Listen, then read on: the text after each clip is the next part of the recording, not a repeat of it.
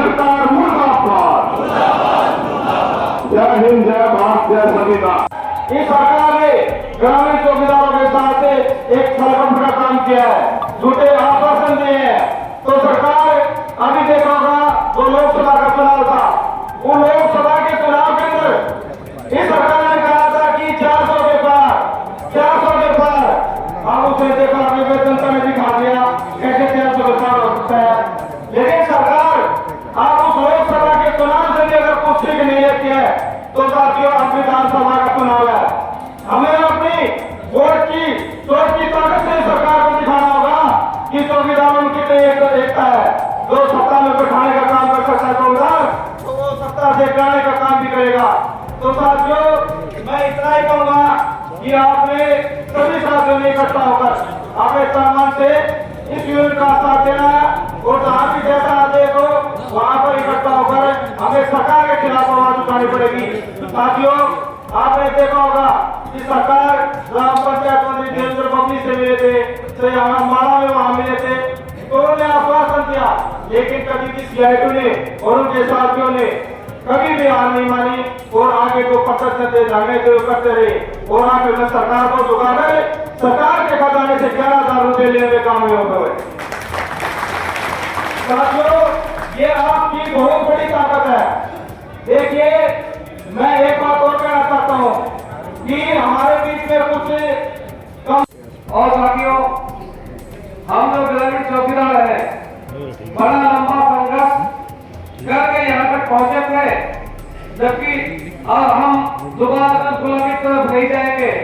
जब हमारा चौकीदार पहले हुआ करते थे तो उन्हें कुछ नहीं मिलता था सरकार से, उन्हें गांव से ही कुछ चंदे के रूप में अपने पैसे उगाने पड़ते थे और चंदे के साथ हमारे ग्रामीण चौकीदारों को सरकार के कार्य में बहुत जबरदस्त काम करने पड़ते थे।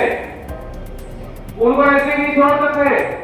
जब इतनी मेहनत करके हमारे बुजुर्गों ने यहाँ तक हमको लाए हैं और ये सरकार यहाँ से हमें फिर दोबारा गुलामी की तरफ ले जाना चाहती है, तो हम ये गुलामी बर्दाश्त नहीं करेंगे और ना ही हम इसको होने देंगे।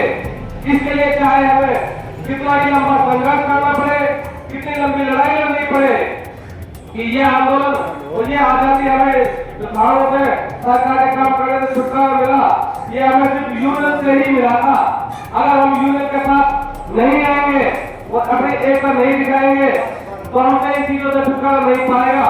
तो सीआईटी ने जब ये चौकीदार यूनियन बनाई थी ना तो बहुत संघर्ष किया था, एक चौकीदार को घर से ढूंढा था, वो उसके बीच में हमारे बीच में टोलाराव जी बैठे हुए हैं, इन्होंने इस यूनियन को बनाने में बहुत बड़ा योगदान किया था।